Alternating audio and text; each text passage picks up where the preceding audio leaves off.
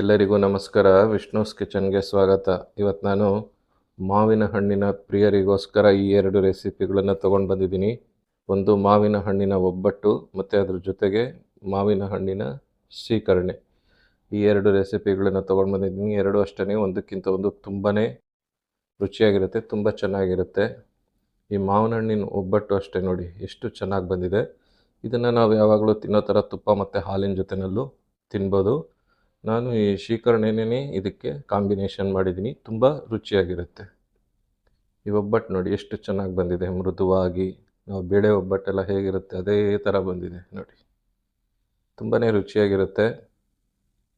ಮಾವಿನ ಹಣ್ಣಿನ ಒಂದು ಸುವಾಸನೆ ಇದು ಎಲ್ಲ ಅದರಲ್ಲೂ ಸೇರಿಕೊಂಡಿರುತ್ತೆ. ಈ ಶ್ರೀಕರಣೆನೂ ಅಷ್ಟೇ ತುಂಬಾ ರುಚಿಯಾಗಿರುತ್ತೆ. ಇದು ಹಾಗೇ ಕುಡಿಬೋದು, ಜ್ಯೂಸ್ ಥರ.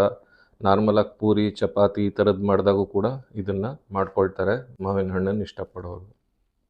ಮೊದಲಿಗೆ ಈ ಶ್ರೀಕರಣೆ ಮಾಡೋದಕ್ಕೆ ಒಂದು ಮಿಕ್ಸರ್ ಜಾರ್ಗೆ 1 ಕಪ್ಪು ಹಸಿ ತೆಂಗಿನಕಾಯಿನ ತುರಿ ಸೇರಿಸ್ಕೊಳ್ಳೋಣ. ಹಾಗೆಯೇ ಒಂದು 5 ಏಲಕ್ಕಿ ಸೇರಿಸ್ಕೊಳ್ಳೋಣ. ಗಸಗಸೆ 1 ಟೇಬಲ್ ಸ್ಪೂನ್ ಸೇರಿಸ್ಕೊಳ್ಳೋಣ. ಬೆಲ್ಲ ಅಥವಾ ಸಕ್ಕರೆ 1.5 ಕಪ್ಪು. ನಾನು ನಾರ್ಮಲಾಗಿ ಬೆಲ್ಲನೇ ಉಪಯೋಗಿಸೋದು ಶ್ರೀಕರಣೆಗೆ, ಸಕ್ಕರೆ ಕೂಡ ಉಪಯೋಗಿಸ್ಕೊಳ್ಬೋದು. ಇದನ್ನೆಲ್ಲ ಒಂದು ಸಲ ನುಣ್ಣಗೆ ರುಬ್ಕೊಂಡು ಆಮೇಲೆ ಇದಕ್ಕೆ ಮಾವಿನ ಹಣ್ಣು ಸೇರಿಸ್ಕೊಳ್ಬೇಕು. ನಾನು ಒಂದು 6 ಮಾವಿನ ಹಣ್ಣು ತೊಗೊಂಡಿದ್ದೀನಿ ಈ ಥರದ್ದು. ಇದು ರಸಪುರಿ ಮಾವಿನ ಹಣ್ಣು, ತುಂಬ ಸುವಾಸನೆ ಇರುತ್ತೆ. ಇದಲ್ದಿರ ಬೇರೆ ಹಣ್ಣನ್ನು ತೊಗೊಳ್ಬೋದು. ಒಳ್ಳೆ ರುಚಿಯಾಗಿರೋದು, ಒಳ್ಳೆ ಸುವಾಸನೆ ಇರೋವಂಥದ್ದು ಮತ್ತು ಸಿಹಿ ಅಂಶ ಚೆನ್ನಾಗಿರೋ ಅಂಥದ್ದನ್ನು ನೋಡಿ ತೊಗೊಂಡ್ರೆ ತುಂಬ ರುಚಿಯಾಗುತ್ತೆ. ಇದ್ರ ತಿರುಳನ್ನೆಲ್ಲ ತೆಗೆದಿಟ್ಕೊಳ್ಳೋಣ. ಒಂದು ಸ್ವಲ್ಪ ತಿರುಳನ್ನು ಮಿಕ್ಸರ್ ಜಾರಿಗೆ ಎಷ್ಟು ಇಡ್ಸುತ್ತೆ ಅಷ್ಟು ಸೇರಿಸ್ಕೊಳ್ಳೋಣ.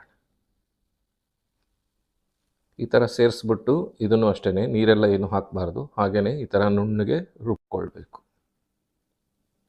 ಈ ಥರ ರುಬ್ಕೊಂಡು ಇದನ್ನು ಒಂದು ಪಾತ್ರೆಗೆ ಹಾಕ್ಕೊಳ್ಳೋಣ. ನಾರ್ಮಲಾಗಿ ನಾವೇನು ಮಾಡ್ತೀವಿ, ಮಾವಿನ ಹಣ್ಣನ್ನೆಲ್ಲ ಕಿವುಚ್ಬಿಟ್ಟು ಇದು ಮಾಡಿ ಸೇರಿಸ್ತೀವಿ, ಹಾಗೆ ಬೆಲ್ಲ ಇದೆಲ್ಲ ಸೇರಿಸ್ಬಿಟ್ಟು ಮಾಡ್ತೀವಿ. ಈ ಸಲ ನಾನೇನು ಮಾಡಿದ್ದೀನಿ, ಇದನ್ನೆಲ್ಲ ಮಿಕ್ಸಿನಲ್ಲಿ ರುಬ್ಕೊಂಡಿದ್ದೀನಿ. ಗಂಟುಗಳೆಲ್ಲ ಉಳಿಯಲ್ಲ, ಕುಡಿಯೋರಿಗೆಲ್ಲ ತುಂಬ ಇಷ್ಟ ಆಗುತ್ತೆ ಹಾಗೆ ಅಂತ. ಉಳಿದಿದ್ದ ಮಾವಿನ ಹಣ್ಣು ಈ ಥರ ಚೆನ್ನಾಗಿ ರುಬ್ಬಿಟ್ಟು ಅದೇ ಪಾತ್ರೆಗೆ ಸೇರಿಸ್ಕೊಳ್ಳೋಣ. ಈ ಥರ ಎಲ್ಲ ಸೇರಿಸಿದ ಮೇಲೆ ಈ ಮಾವಿನ ಹಣ್ಣಿನ ಓಟೆನ ತೊಳ್ಕೊಂಡು ಸ್ವಲ್ಪ ನೀರಿತ್ತು, ಅದನ್ನು ಸಹ ಅದ್ರ ಜೊತೆಗೇ ಸೇರಿಸ್ತಾ ಇದ್ದೀನಿ. ಇದನ್ನೆಲ್ಲ ಚೆನ್ನಾಗಿ ಬೆರೆಸ್ಕೊಳ್ಬೇಕು. ಅಂದರೆ ಆ ಬೆಲ್ಲ ಸಿಹಿ ಅಂಶ, ನಾವು ರುಬ್ಬು ಹಾಕಿರೋದು ಮತ್ತು ಆಮೇಲೆ ತಿರುಳು ಎಲ್ಲ ಗಟ್ಟಿ ಇರುತ್ತೆ, ಚೆನ್ನಾಗಿ ಬೆರೆಸ್ಬೇಕು ಅದನ್ನು. ಇಲ್ಲಾಂದರೆ ಸಿಹಿ ಅಂಶ ಒಂದು ಕಡೆ, ಹುಳಿ ಅಂಶ ಒಂದು ಕಡೆ ಎಲ್ಲ ಉಳ್ಕೊಂಬಿಡುತ್ತೆ. ಹಣ್ಣಿನ ತಿರುಳಿನ ಜೊತೆಲಿ ಚೆನ್ನಾಗಿ ಸೇರಿಕೊಳ್ಬೇಕು.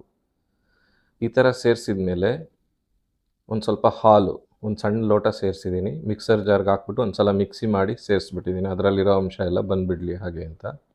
ಈ ಕನ್ಸಿಸ್ಟೆನ್ಸಿನೂ ಅಷ್ಟೇ ಹೇಗಿರಬೇಕು ಅಂತಂದರೆ, ಪೂರಿ ಚಪಾತಿ ಆ ಥರದ್ರ ಜೊತೆಗೆಲ್ಲನೂ ಸ್ವಲ್ಪ ಗಟ್ಟಿ ಇರಬೇಕು. ಕುಡಿಯೋಕ್ಕಾದರೆ ಸ್ವಲ್ಪ ನೀರಾಗಿ ಮಾಡ್ಕೊಳ್ಬೇಕು. ಇಲ್ಲಿ ನಾನು ಒಬ್ಬಟ್ಟಿಗೆ ಇದನ್ನು ಕಾಂಬಿನೇಷನ್ ಮಾಡಿರೋದ್ರಿಂದ ಸ್ವಲ್ಪ ಗಟ್ಟಿಯಾಗಿ ತೆಗೆದಿಟ್ಕೊಂಡಿದ್ದೀನಿ. ಈಗ ಈ ಶ್ರೀಕರಣಿ ತಯಾರಾಯಿತು. ಒಂದು ಸ್ವಲ್ಪ ಹೊತ್ತು ಫ್ರಿಜ್ಜಲ್ಲಿಟ್ಟರೆ ತಣ್ಣಗಾಗುತ್ತೆ, ರುಚಿ ಚೆನ್ನಾಗಾಗುತ್ತೆ. ಈಗ ಈ ಒಬ್ಬಟ್ಟು ಮಾಡೋ ರೆಸಿಪಿನ ನೋಡ್ಕೊಳ್ಳೋಣ. ಇದನ್ನು ಮಾಡೋದಕ್ಕೆ ಮೊದಲು ಕಣಕ ಕಲಿಸ್ಕೊಳ್ಳೋಕ್ಕೆ 1 ಕಪ್ಪು ಚಿರೋಟಿ ರವೆನ ಒಂದು ಪಾತ್ರೆಗೆ ಹಾಕ್ಕೊಳ್ಳೋಣ. ಒಂದು ಸಣ್ಣ ಬೌಲ್ಗೆ ಹಾಕ್ಕೊಳ್ಳೋಣ. ಇದಕ್ಕೆ 1 ಚಿಟಿಕೆ ಉಪ್ಪು, ಅದ್ರ ಜೊತೆಗೇ 1 ಚಿಟಿಕೆ ಅರಿಶಿಣ ಪುಡಿ ಸೇರಿಸ್ಕೊಳ್ಳೋಣ. ಹಾಗೆ 1 ಟೀ ಸ್ಪೂನಷ್ಟು ಎಣ್ಣೆನೂ ಸೇರಿಸ್ಕೊಳ್ಳೋಣ. ಇದನ್ನೆಲ್ಲ ಚೆನ್ನಾಗಿ ಬೆರೆಸ್ಕೊಳ್ಳೋಣ. ಇದನ್ನೆಲ್ಲ ಚೆನ್ನಾಗಿ ಬೆರೆಸ್ಬಿಟ್ಟು ಹಾಗೆಯೇ ಸ್ವಲ್ಪನೇ ನೀರು ಸೇರಿಸಿ ಮೃದುವಾಗಿ ಕಲಿಸ್ಕೊಳ್ಬೇಕು. ಕಣಕ ಕಲಿಸೋದೇ ಯಾವ ಒಬ್ಬಟ್ಟು ಮಾಡುವಾಗಲೂ ತುಂಬ ಇಂಪಾರ್ಟೆಂಟು. ನೋಡಿ, ಈ ಥರ ಹದ ಇರಬೇಕು. ಎಷ್ಟು ಬೇಕೋ ಅಷ್ಟು ಪ್ರಮಾಣದಲ್ಲಿ ನೀರು ಅದಕ್ಕೆ ಸೇರಬೇಕು. ಇದನ್ನು ಒಂದು ಸ್ವಲ್ಪ ಹೊತ್ತು ಪಕ್ಕ ಇಟ್ಬಿಡೋಣ. ಈಗ ಹೂರಣ ಮಾಡ್ಕೊಳ್ಳೋಕ್ಕೆ ಒಂದು ಅರ್ಧ ಕಪ್ಪಷ್ಟು ಚಿರೋಟಿ ರವೆನ ಒಂದು ಪ್ಯಾನ್ಗೆ ಹಾಕ್ಕೊಳ್ಳೋಣ. ಇದನ್ನು ಸಣ್ಣೂರಿನಲ್ಲೇ ಚೆನ್ನಾಗಿ ಸುವಾಸನೆ ಬರಬೇಕು, ಅಲ್ಲಿವರೆಗೂ ಇದನ್ನು ಹುರ್ಕೊಳ್ಬೇಕು. ಒಳ್ಳೆ ಪರಿಮಳ ಬರಬೇಕು ಆ ಚಿರೋಟಿ ರವೆದು, ಕೆಂಪಗೆಲ್ಲ ಆಗಬಾರ್ದು. ಆ ಥರ ಹದಕ್ಕೆ ಇದನ್ನು ಹುರ್ಕೊಳ್ಬೇಕು. ನೋಡಿ, ಈ ಥರ ಇಷ್ಟಾದರೆ ಸಾಕಾಗುತ್ತೆ. ಈಗ ಇದನ್ನು ಆರಕ್ಕೆ ಪಕ್ಕಕ್ಕೆ ತೆಗೆದಿಟ್ಬಿಡೋಣ. ಈಗ ಒಂದು ಮಿಕ್ಸರ್ ಜಾರ್ ತೊಗೊಳ್ಳೋಣ. ಅದಕ್ಕೆ ಒಂದು ಅರ್ಧ ಕಪ್ಪಷ್ಟು ಬೆಲ್ಲ ಅಥವಾ ಸಕ್ಕರೆ ಸೇರಿಸ್ಕೊಳ್ಳೋಣ. ಅದೇ ಥರನೇ ಅರ್ಧ ಕಪ್ಪು ತೆಂಗಿನಕಾಯಿ ತುರಿನೂ ಸೇರಿಸ್ಕೊಳ್ಳೋಣ. 1-2 ಏಲಕ್ಕಿನೂ ಸೇರಿಸ್ಕೊಳ್ಳೋಣ. ಇದನ್ನೆಲ್ಲ ನುಣ್ಣಗೆ ರುಬ್ಕೊಳ್ಳೋಣ. ನೀರೆಲ್ಲ ಏನು ಹಾಕೋದು ಬೇಡ, ಹಾಗೇ ರುಬ್ಕೊಳ್ಬೇಕು. ಈಗ ಇದಕ್ಕೆ 3 ಮಾವಿನ ಹಣ್ಣನ್ನು ತಿರುಳನ್ನು ಸೇರಿಸಿದ್ದೀನಿ. ಇದು ಅಷ್ಟೇ ರಸಪುರಿ ಮಾವಿನ ಹಣ್ಣು. ನಾನು ಆವಾಗಲೇ ಹೇಳ್ದಂಗೆ ಒಳ್ಳೆ ಸುವಾಸನೆ ಇರುತ್ತೆ, ಅದಕ್ಕೆ ಇದನ್ನು ಉಪಯೋಗಿಸಿರೋದು. ಈ ಮಾವಿನ ಹಣ್ಣಿನ ತಿರುಳನ್ನು ಅದ್ರ ಜೊತೆಗೇ ಸೇರಿಸ್ಬಿಡೋಣ. ಈ ಥರ ಎಲ್ಲ ಸೇರಿಸ್ಬಿಟ್ಟು ಇದನ್ನು ಅದ್ರ ಜೊತೆಯಲ್ಲಿ ಚೆನ್ನಾಗಿ ರುಬ್ಕೊಂಡ್ಬಿಡೋಣ ಈ ಥರ ನುಣ್ಣಗೆ. ಈ ರುಬ್ಬಿದಂಥ ಮಿಶ್ರಣನ ಒಂದು ಬಾಣಲೆಗೆ ಸೇರಿಸ್ಕೊಳ್ಳೋಣ. ಆದಷ್ಟು ದಪ್ಪ ತಳದ ಬಾಣಲೆ ಇಟ್ಕೊಂಡ್ರೆ ಒಳ್ಳೆಯದು, ತಳಗಿಳ ಹತ್ತಲ್ಲ, ಅದಕ್ಕೋಸ್ಕರ. ಈಗ ಇದನ್ನು ಸಣ್ಣ ಮಧ್ಯಮ ಉರಿನಲ್ಲಿ ಚೆನ್ನಾಗಿ ಕೈಯಾಡ್ಕೊಳ್ಬೇಕು. ಅಂದರೆ ಇದೆಲ್ಲ ಸ್ವಲ್ಪ ಹಿಂಗೆ ನೀರಾಗಿಬಿಟ್ಟು ಗಟ್ಟಿ ಆಗ್ತಾ ಬರುತ್ತೆ, ಅಲ್ಲಿವರೆಗೂ ಇದನ್ನು ಸ್ವಲ್ಪ ಕೈಯಾಡ್ಕೊಳ್ಬೇಕು. ಆ ಹಸಿ ವಾಸನೆ ಎಲ್ಲ ಹೋಗಬೇಕು. ಆಮೇಲೆ ಇದಕ್ಕೆ ನಾವು ಹುರಿದಿಟ್ಕೊಂಡಿದ್ವಲ್ಲ ಚಿರೋಟಿ ರವೆ, ಅದನ್ನು ಸೇರಿಸ್ಬಿಟ್ಟು ನಿಧಾನಕ್ಕೆ ಕೈಯಾಡ್ಕೊಳ್ತಾ ಇರಬೇಕು. ನಾವು ಉಪ್ಪಿಟ್ಟು ಮಾಡೋ ಕೈಯಾಡ್ಕೊಳ್ತೀವಲ್ಲ ಆ ಥರ ಒಂದು ಕೈಯಲ್ಲಿ ಕೈಯಾಡ್ಕೊಳ್ಬೇಕು, ಒಂದು ಕಡೆಯಿಂದ ಚಿರೋಟಿ ರವೆನ ಸೇರಿಸ್ಕೊತಾ ಬರಬೇಕು. ಈ ಥರ ಸೇರಿಸ್ಕೊಂಡು ಬಂದು ಇದನ್ನು ಕೈಯಾಡ್ಕೊಳ್ತಾ ಬರಬೇಕು. ಸಣ್ಣೂರಿನಲ್ಲೇ ಕೈಯಾಡ್ಕೊಳ್ಬೇಕು. ನೋಡಿ, ಈ ಥರ ಹದ ಬಂದಾಗ ಇದಕ್ಕೆ 1 ಟೀ ಸ್ಪೂನಷ್ಟು ತುಪ್ಪನ ಸೇರಿಸ್ಕೊಳ್ಳೋಣ. ಸೇರಿಸ್ಬಿಟ್ಟು ಇನ್ನೊಂದು ಸ್ವಲ್ಪ ಹೊತ್ತು ಸಣ್ಣೂರಿನಲ್ಲಿ ಬೆರೆಸ್ಕೊಳ್ಬೇಕು. ಆಮೇಲೆ ಇದನ್ನು ಈ ಹದ ಬಂದಾಗ ಆರಕ್ಕೆ ತೆಗೆದಿಟ್ಬಿಡ್ಬೇಕು. ಈಗ ಇದೆಲ್ಲ ಆರಿ ತಣ್ಣಗಾದ್ಮೇಲೆ ನೋಡಿ ಈ ಥರ ಹದ ಇರುತ್ತೆ, ಒಳ್ಳೆ ಸಜ್ಜಿಗೆ ಥರ ಇರುತ್ತೆ, ಮಾವಿನ ಹಣ್ಣಿನ ಸಜ್ಜಿಗೆ ಥರ ಆಗಿರುತ್ತೆ. ಇದು ಕರೆಕ್ಟ್ ಹದ. ನೋಡಿ, ಈ ಥರ ಉಂಡೆ ಮಾಡ್ಕೊಳ್ಳೋಕ್ಕೆ ಆಗಬೇಕು, ಮೃದುವಾಗೇ ಇರಬೇಕು.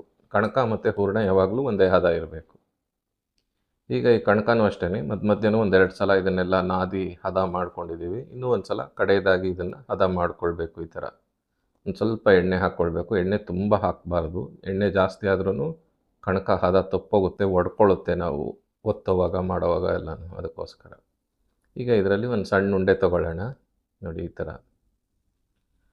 ಈ ಥರ ಸಣ್ಣ ಉಂಡೆ ತೊಗೊಂಡು ಈ ಒಬ್ಬಟ್ಟಿನ ಹಾಳೆ ಅಥವಾ ಬಟರ್ ಪೇಪರ್, ಬೇಕರ್ ಪೇಪರ್ ಇರುತ್ತಲ್ಲ, ಅದಕ್ಕೊಂದು ಸ್ವಲ್ಪ ಎಣ್ಣೆ ಸವರ್ಬಿಟ್ಟು ಈ ಕಣ್ಕಾನ ಇಟ್ಬಿಟ್ಟು ಒಂದು ಸ್ವಲ್ಪ ಅಗಲ ಮಾಡ್ಕೊಳ್ಬೇಕು. ಅಥವಾ ಕೈಯಲ್ಲಿ ಇಟ್ಕೊಂಡು ಮುಚ್ಕೊಳ್ಬೋದು, ಎಡದ ಕೈಯಲ್ಲಿ ಇಟ್ಕೊಂಡು ಅಗಲ ಮಾಡಿ ಮುಚ್ಕೊಳ್ಬೋದು.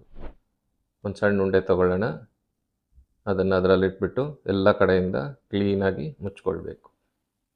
ನೋಡಿ, ಈ ಥರ ಎಲ್ಲ ಕ್ಲೀನಾಗಿ ಮುಚ್ಚಿಬಿಟ್ಟು ಅದನ್ನು ಒಂದು ಸ್ವಲ್ಪ ಎಣ್ಣೆ ಹಾಕ್ಕೊಂಡು ಕೈಯಲ್ಲಿ ತಟ್ಟಬೇಕು. ಫಸ್ಟು ನಮ್ಮ ಕೈ ಎಣ್ಣೆ ಆಗೋವರೆಗೂ, ಆಮೇಲೆ ಒಂದಾದ್ಮೇಲಿಂದ ಅದರಷ್ಟಕ್ಕದೇ ಅಡ್ಜಸ್ಟ್ ಆಗುತ್ತೆ ಎಣ್ಣೆ ಅಂಶ ಇದು ಎಲ್ಲ. ಆಮೇಲೆ ಈ ಥರ ಬಟರ್ ಪೇಪರು ಅಥವಾ ಪ್ಲಾಸ್ಟಿಕ್ ಹಾಳೆ ಇಟ್ಬಿಟ್ಟು ಕೈಯಲ್ಲಿ ಈ ಥರ ಸಾಗಿಸ್ಕೊಳ್ಬೇಕು.